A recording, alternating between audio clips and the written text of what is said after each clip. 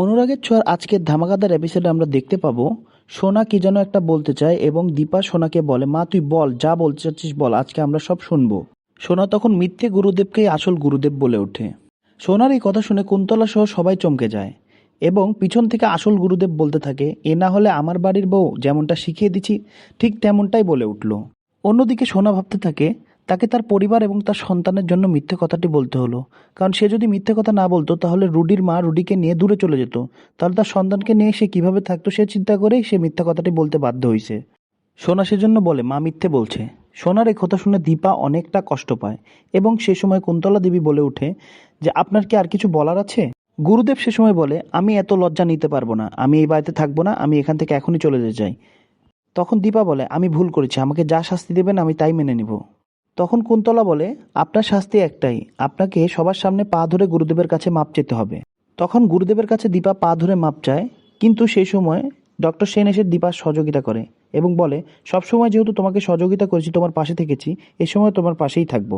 এটা দেখে সোনা মনে মনে অনেক কষ্ট পায়, কিন্তু সে এটাও মনে মনে ভাবে যে আমার কিছু করার নেই, আমি আসলে ছিলাম অপারগ। রূপা সে সময় ভাবে যে আমার মা বাবার সাথে যে অন্যায় হয়েছে সে অন্যায়ের প্রতিশোধ আমি নেবই।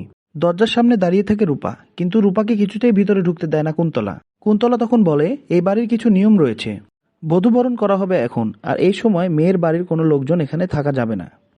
এ শুনে দীপা এবং ডক্টর সেন ওখান থেকে প্রস্থান গ্রহণ করে। যাবার সময় দীপা রূপাকে বলে যায়, তোর অনেক দায়িত্ব রয়েছে, তোর এই দায়িত্বগুলো খুব ভালোভাবে পালন করতে হবে, গুরুদেবের মুখোশ তোকেই উন্মোচন করতে হবে। বাইরে বেরোলে উর্মি দীপাকে বলে, তোরা এসব করা বন্ধ কর, তোদের জন্য আমাদের অনেক ছোট হতে হচ্ছে, আর কত এসব করবি তোরা? তখন দীপা বলে, আমি যা করেছি ঠিকই করেছি, এবং ডক্টর সেনও দীপার পাশে থাকে এবং উর্মিদেরকে বলে যে তোরা এখন বাড়িতে চলে যা। অন্যদিকে দেখা যায় যে ঘটা করে বধূবরণের কাজ শুরু করে কুন্তলা। এ সময় কুন্তলার বরণ ডালাতে থাকা প্রদীপটি কুন্তলা কৌশলে রূপার পায়ের দিকে ফেলে দেয় এবং আগুন লেগে যায় রূপার শাড়িতে। এই দেখে সোনা এবং অন্যান্য সবাই আতঙ্কিত হয়ে যায়। বাড়ির ভিতরে চিৎকার চেঁচামেচি দেখে ডক্টর সেন এবং দীপা বাড়ির ভিতরে প্রবেশ করে এবং আগুন নেভানোর চেষ্টা করে। গল্পের অন্যদিকে আমরা দেখতে পাই আগুন নেভানোর সময় আগুনের একটি অংশ এসে পড়ে কুন্তলার শাড়িতে। নিজের শাড়িতে আগুন দেখে কুন্তলা বেহুশ হয়ে পড়ে। এরপরে দেখা যায় রুডি কুন্তলাকে ঘরে নিয়ে গিয়ে সুস্থ করার চেষ্টা করে এবং সেখানে সোনা আসলে সোনাকে বলে, এসবের পিছনে সম্পূর্ণভাবে দায়ী তুমি এবং তোমার পরিবার। অন্যদিকে রূপা কুন্তলার ঘরে দুধ নিয়ে আসে।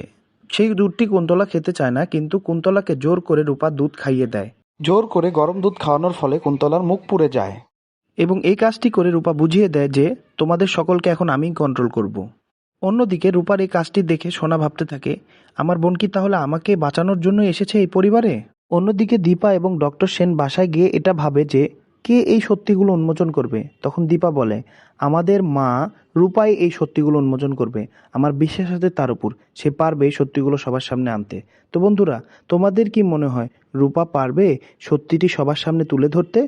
কমেন্ট করে জানাবে কিন্তু সবাই।